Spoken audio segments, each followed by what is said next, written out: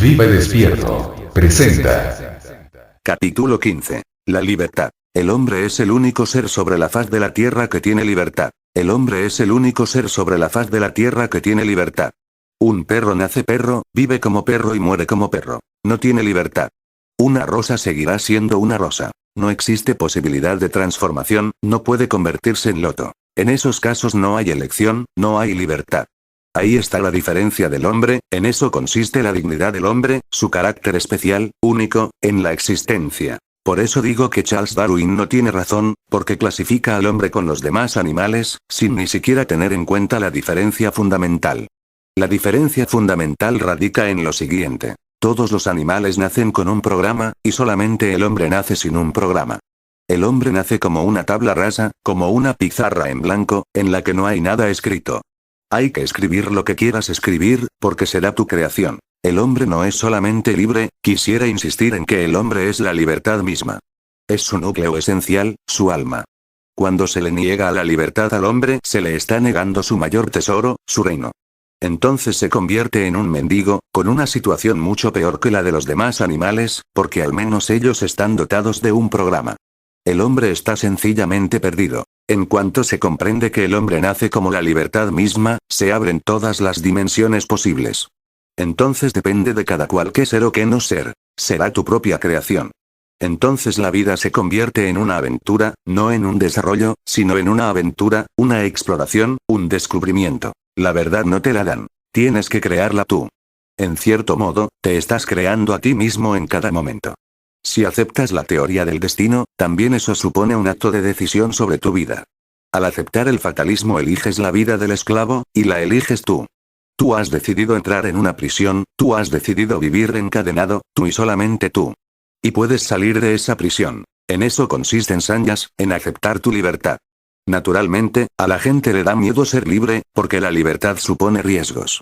Nunca sabemos qué hacemos, a dónde vamos, en qué va a acabar todo. Si no eres un producto confeccionado, toda la responsabilidad es tuya. No puedes descargar la responsabilidad sobre otros. En última instancia te enfrentarás a la existencia con plena responsabilidad, la tuya, seas quien seas, seas lo que seas. No puedes rehuirla, no puedes eludirla. Ese es el miedo, y por ese miedo se han elegido diversas actitudes deterministas. Y es curioso que las personas religiosas y las irreligiosas solo coincidan en un punto: que la libertad no existe. No coinciden en todo lo demás, pero su coincidencia en un punto resulta curiosa. Los comunistas dicen que son ateos, irreligiosos, pero también que el hombre está condicionado por la situación económica, política y social. El hombre no es libre. La conciencia del hombre está condicionada por fuerzas externas. Pues es la misma lógica. Se puede llamar a la fuerza externa estructura económica. Hegel la llamaba historia, recuerda, con H mayúscula, y las personas religiosas la llaman Dios, también con D mayúscula. Dios, la historia, la economía, la política, la sociedad, todas son fuerzas externas, pero todas coinciden en una cosa: que no somos libres, y aquí es donde difiere una persona verdaderamente religiosa. Yo te digo que eres absolutamente libre, libre sin condiciones.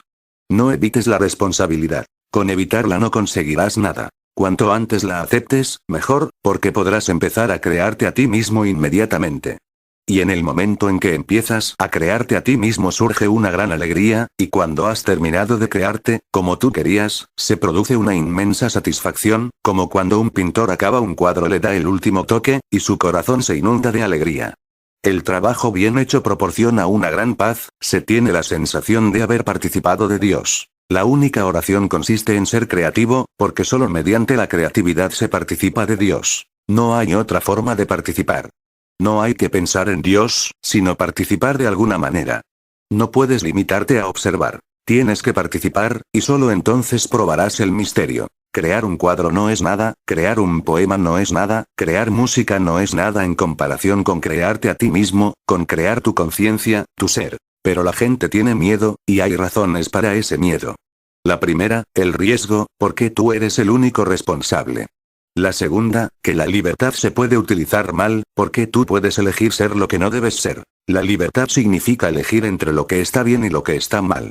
Si solo eres libre para elegir lo que está bien, eso no es libertad. Sería como cuando Ford fabricó sus primeros automóviles, todos ellos negros. Llevaba a los clientes al salón de exposiciones y les decía, pueden elegir el color que quieran siempre y cuando sea el negro. ¿Qué clase de libertad sería esa, siempre y cuando se respeten los 10 mandamientos, siempre y cuando se ajuste al Gita o al Corán, siempre y cuando se ajuste a las enseñanzas de Buda, Mahavira, Zaratustra? Eso no es libertad. La libertad significa fundamental, intrínsecamente, ser capaz de ambas cosas, de elegir entre lo que está bien y lo que está mal. Y el peligro consiste, de ahí el temor, en que lo que está mal siempre resulta más fácil. Lo que está mal es una cuesta abajo y lo que está bien una cuesta arriba. Subir la cuesta resulta difícil, arduo, y cuanto más asciendes, más ardua resulta la tarea. Pero ir cuesta abajo es muy fácil. No hay que hacer nada, porque la fuerza de gravedad lo hace por ti. Puedes rodar como una piedra desde la cima y llegarás al valle. No tienes que hacer nada. Pero si quieres elevarte en la conciencia, si quieres elevarte en el mundo de la belleza, la verdad, la dicha, ansias las cimas más elevadas que se puedan alcanzar, y eso presenta grandes dificultades. En segundo lugar, cuanto más te eleves, mayor será el peligro de caer, porque el sendero se estrecha y te rodean por todas partes valles oscuros. Basta un mal paso y caerás al abismo, desaparecerás. Es más cómodo, más agradable caminar por tierra llana, no preocuparse por las alturas. La libertad te ofrece la oportunidad de caer por debajo del nivel de los animales o de elevarte por encima de los ángeles. La libertad es una escalera. Por un lado de la escalera se llega al infierno, y la otra roza el cielo. Es la misma escalera. Eres tú quien toma la decisión, qué dirección tomar. Desde mi punto de vista, si no eres libre no puedes hacer mal uso de tu libertad. No se puede hacer mal uso de la falta de libertad. El prisionero no puede abusar de su situación, porque está encadenado, no es libre para hacer nada. Y esa es la situación de todos los animales, salvo el hombre. Los animales no son libres. Nacen para ser cierta clase de animal y cumplirán su destino. En realidad, la naturaleza lo hará por ellos. No se les exige que hagan nada.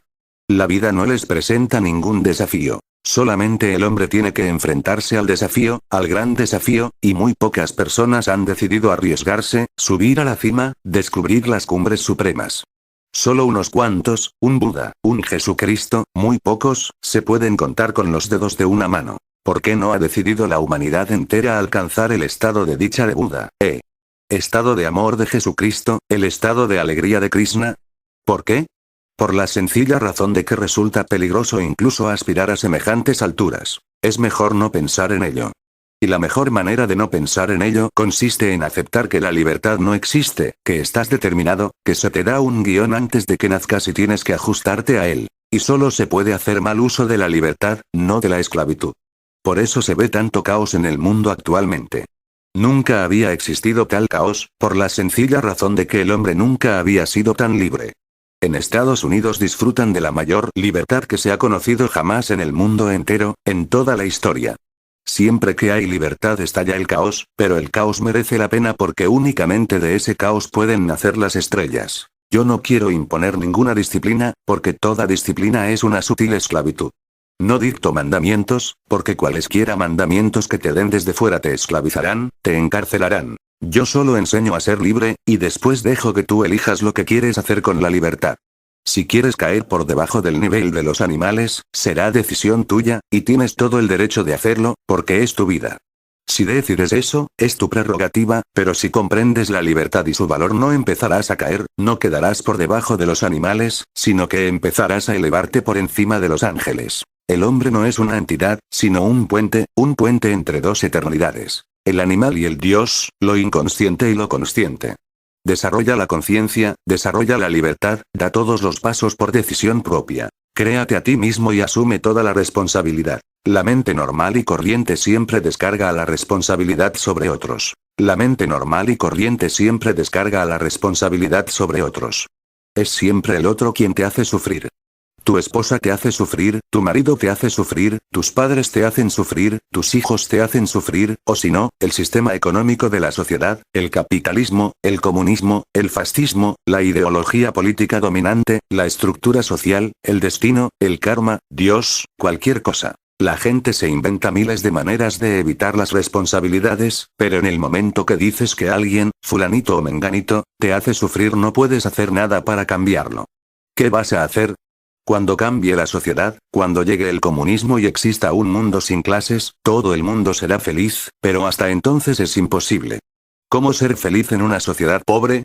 ¿Cómo ser feliz en una sociedad dominada por los capitalistas? ¿Cómo ser feliz en una sociedad burocrática? ¿Cómo ser feliz en una sociedad que no te da libertad? Excusas y más excusas, excusas para eludir una sola idea. Soy responsable de mí mismo. Nadie es responsable por mí. Es únicamente mi propia responsabilidad. Sea lo que sea, yo soy mi propia creación. Eso significa el sutra de Atisa. Échale toda la culpa a alguien. Ese alguien eres tú. En cuanto se asienta esta idea, yo soy responsable de mi vida, de todos mis sufrimientos, mi dolor, de todo lo que me ha ocurrido y me ocurre, yo lo he elegido. Estas son las semillas que sembré y ahora estoy cosechando. Yo soy el responsable. En cuanto comprendes de forma natural esta idea, todo lo demás resulta sencillo. La vida empieza entonces a tomar un giro distinto, empieza a avanzar hacia una nueva dimensión, la dimensión de la conversión, la revolución, la mutación, porque en cuanto sé que yo soy el responsable, también sé que puedo abandonarlo en el momento que lo desee. ¿Puede alguien impedirte que te despidas de tus desdichas, que transformes tu desdicha en felicidad? Nadie puede hacerlo. Incluso si estás en la cárcel, encadenado, nadie puede encarcelarte. Tu mente sigue libre. Por supuesto que te encuentras en una situación muy limitada, pero incluso en esa situación tan limitada puedes cantar una canción. Puedes llorar de impotencia o cantar una canción. Incluso con cadenas en los pies puedes bailar. Incluso el ruido de las cadenas será melodioso. El siguiente sutra dice, sé agradecido con todos. Atisa es de lo más científico. Primero dice que toda la responsabilidad debe recaer sobre ti mismo y a continuación dice que seas agradecido con todo el mundo. Ahora que nadie salvo tú es responsable de tus desdichas, si la desdicha es culpa tuya, ¿qué pasa? Sé agradecido con todos pues que todo el mundo está creando un espacio para que te transformes, incluso quienes piensan que te están obstaculizando, incluso aquellos a quienes consideras enemigos. Tus amigos, tus enemigos, la gente buena y la gente mala, las circunstancias favorables y las desfavorables, todo contribuye a crear el contexto en el que puedas transformarte y llegar a ser un Buda. Sé agradecido con todos, con quienes han ayudado, con quienes han puesto dificultades, con quienes han mostrado indiferencia.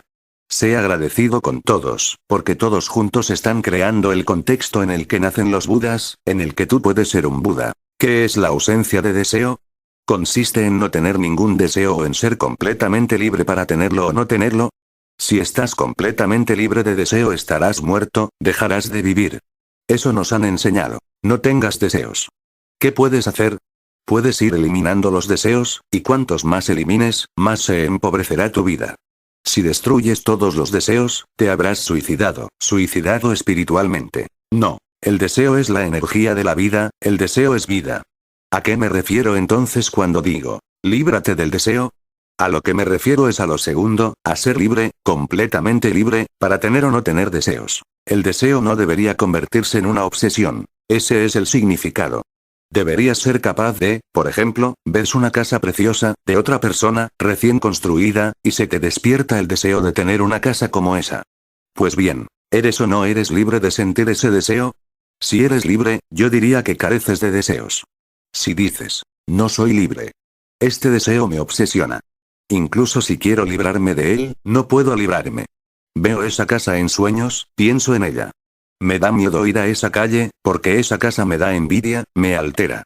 Si dices, no soy capaz de tener ni de no tener ese deseo, no estás sano, los deseos te dominan y tú eres una víctima.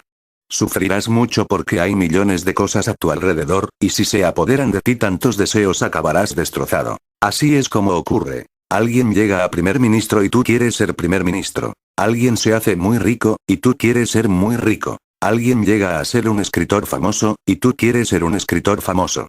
Y de repente otra persona llega a esto o lo otro, y el de más allá a esto o a lo otro. Montones de personas que hacen montones de cosas. Y desde cada rincón se te abalanza un deseo que se apodera de ti, y no eres capaz de decir ni sí ni no, puedes volverte loco. Así se ha vuelto loca la humanidad entera. Todos esos deseos te llevan de acá para allá, y te fragmentas, porque muchos deseos han tomado posesión de tu ser. Y esos deseos también son contradictorios. Por lo tanto, no solo se trata de que tú te fragmentas, sino de que te conviertes en una pura contradicción. Una parte de ti quiere hacerse muy rico. Otra parte quiere ser poeta, algo muy complicado. Es complicado ser rico y poeta. Un poeta no puede ser tan cruel. Le resultará muy difícil hacerse rico. El dinero no es poesía. El dinero es sangre, explotación. Un poeta digno de tal nombre no puede explotar, y un poeta digno de tal nombre tiene cierta visión de la belleza. No puede ser tan feo como para privar de belleza a tantas personas solo por su deseo de acumular dinero. Resulta que quieres ser político y también quieres meditar, ser meditador. Imposible. Los políticos no pueden ser religiosos.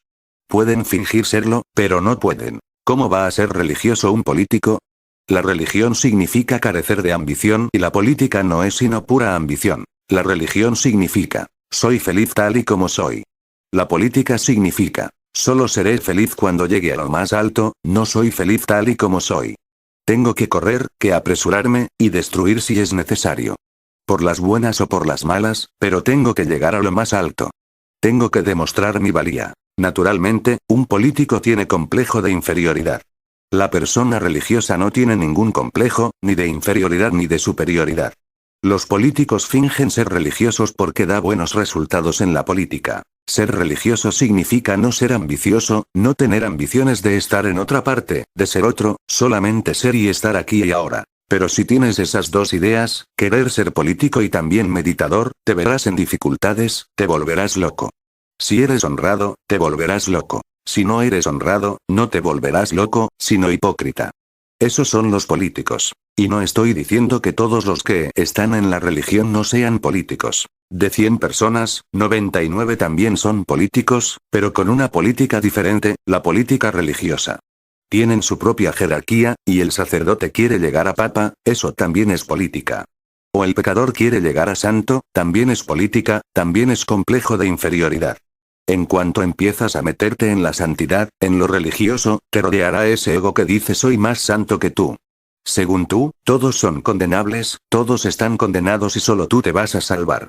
Así puedes sentir lástima de todo el mundo, de esos pobrecillos que van a ir al infierno. También eso es política. Una persona verdaderamente religiosa no conoce el ego. Ni siquiera es humilde, esto hay que recordarlo. Carece de ego hasta tal punto que ni siquiera es humilde.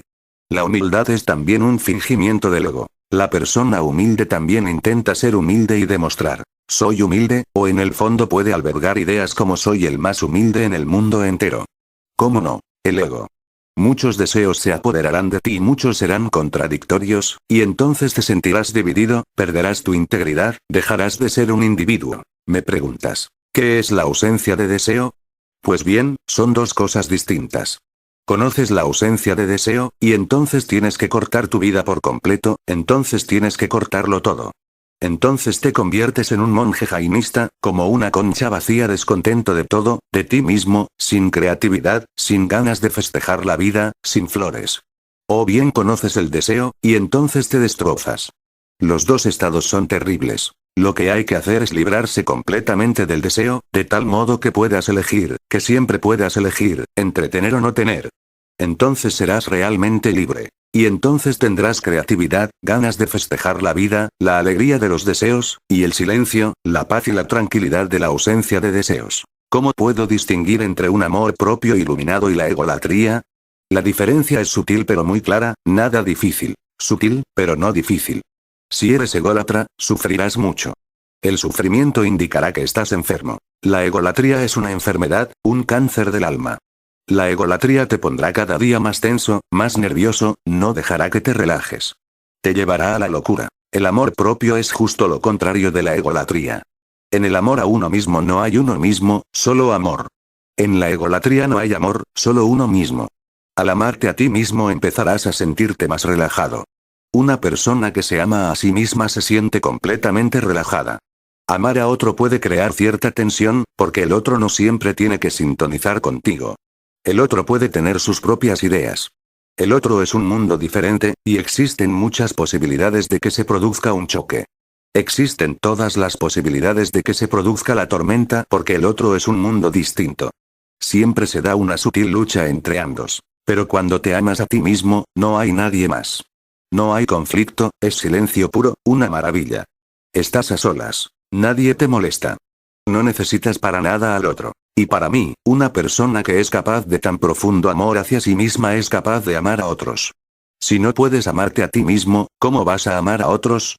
En primer lugar tiene que suceder de cerca, en tu interior, y después extenderse a los demás. Las personas quieren amar a los demás, sin darse cuenta de que ni siquiera se aman a sí mismas. ¿Cómo pueden amar a otros? No puedes compartir lo que no tienes. Solamente puedes dar a los demás lo que ya tienes. Por consiguiente, el primer paso, el fundamental, para llegar al amor consiste en amarse a sí mismo, pero en eso no existe mismidad. Voy a explicarlo. El yo surge como contraste frente al tú. El yo y el tú existen juntos. El yo puede existir en dos dimensiones. Una de las dimensiones es yo-ello. Tu casa, tú, tu coche, tú, tu dinero, yo-ello. Cuando se da este yo del yo-ello, ese yo es casi como una cosa. No es conciencia. Es como estar dormido, roncando a pierna suelta. Tu conciencia no está ahí. Eres como las cosas, una cosa más entre las cosas. Una parte de tu casa, de tus muebles, de tu dinero. ¿Te has fijado?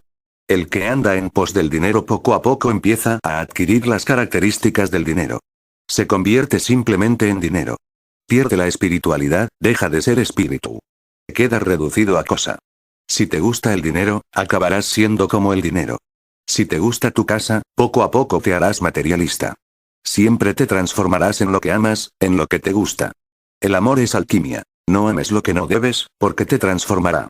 Nada tiene tanta capacidad de transformación como el amor. Ama lo que puede elevarte, lo que puede llevarte hasta las cimas más elevadas. Ama algo que esté más allá de ti. En eso consiste la religión, en ofrecerte un objeto de amor como Dios de modo que no exista la posibilidad de la caída. Hay que elevarse. Existe una clase de yo como el yo-ello, y otra clase de yo, el yo-tú. Cuando amas a una persona, surge otro tipo de yo en ti, el yo-tú. Amas a una persona, te haces persona. Pero ¿qué pasa al amarse a uno mismo? No existe ni el ello ni el tú. Desaparece el yo porque el yo solamente puede existir en dos contextos, ello y tú. El yo es la forma, el ello y el tú funcionan como el marco. Cuando desaparece el marco, desaparece el yo. Cuando te dejan solo, eres, pero no tienes un yo, no sientes un yo.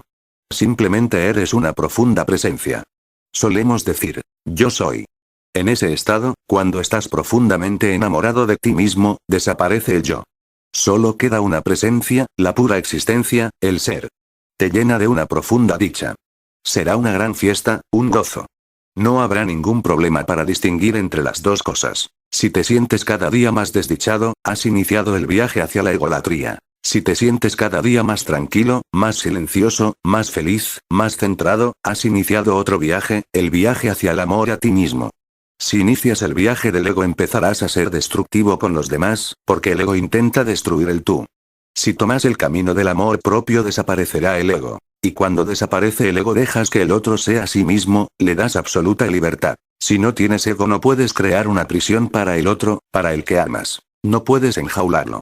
Permites que el otro vuele como un águila por las alturas. Permites que el otro, que la otra, sean tal como son. Les das absoluta libertad. El amor da absoluta libertad, el amor es libertad, libertad para ti y libertad para quien amas. El ego es esclavitud, esclavitud para ti y para tu víctima. Pero el ego puede jugarte muy malas pasadas. Es muy astuto, y sus formas de actuar muy sutiles, porque puede fingir que es amor a sí mismo. Voy a contar una anécdota. Un día, al Mulán Nasruddin se le iluminó el rostro al reconocer al hombre que bajaba las escaleras del metro delante de él. Le dio tales palmadas en la espalda que el hombre estuvo a punto de caerse, mientras el mulá gritaba. Goldberg, estás desconocido. Pero si has engordado lo menos 15 kilos desde la última vez que te vi. Y encima te has operado de la nariz, y para mí que has crecido medio metro. El hombre lo miró muy enfadado y replicó, en tono glacial. Usted perdone, pero no me llamo Goldberg.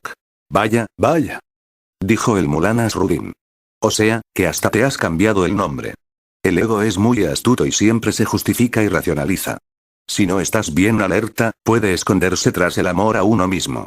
La misma expresión uno mismo puede servirle de protección. Puede decirte, soy tú, tú mismo. Puede cambiar de peso, puede cambiar de estatura, de nombre. Y como es simplemente una idea, no hay problema. Puede hacerse pequeño o grande, porque solo es una fantasía tuya. Debes tener mucho cuidado. Si realmente quieres crecer en el amor, has de tener mucho cuidado. Hay que dar cada paso plenamente alerta, para que el ego no encuentre ningún escondrijo en el que refugiarse. Tu verdadero ser no es ni yo ni tú ni el otro. Es algo trascendental. Lo que llamas yo no es tu ser real.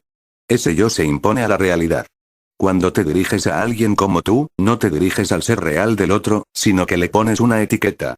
Cuando se quitan todas las etiquetas, queda el ser real, y el ser real es tan tuyo como de los demás. El ser real es uno. Por eso decimos que participamos del ser de los demás, que somos miembros unos de otros. Nuestra realidad real es Dios. Podemos ser como icebergs flotando en el mar, parecen separados, pero una vez que nos fundamos, no quedará nada. Desaparecerá la definición, desaparecerá la limitación, y con ellas el iceberg pasará a formar parte del océano. El ego es un iceberg. Fúndelo, disuélvelo en las profundidades del amor, para que desaparezca y pases a formar parte del océano. Me han contado una cosa. El juez parecía muy serio. Dijo. Muid, tu esposa dice que la golpeaste en la cabeza con un bate de béisbol y la tiraste escaleras abajo. ¿Qué tienes que alegar? El Muid Nasruddin se frotó la nariz con la mano, meditando. Por último respondió. Señoría, supongo que esta historia tiene 3 aspectos. El de mi esposa, el mío y la verdad. Y tenía toda la razón. Ha oído 2 aspectos de la verdad, pero hay 3, añadió. Y tenía toda la razón. Están tu historia, la mía y la verdad. Yo, tú y la verdad. La verdad no es ni tú ni yo. Tú y yo son imposiciones sobre la inmensidad de la verdad. Yo es falso, tú es falso, utilitario, útil en el mundo. Resultaría difícil manejarse en el mundo sin el yo y el tú. Pues bien, utilicémoslos, pero sabiendo que son solo recursos del mundo. En realidad no existen ni el tú ni el yo. Existe algo, alguien, una energía sin limitaciones, sin límites. De ella venimos y en ella volvemos a desaparecer.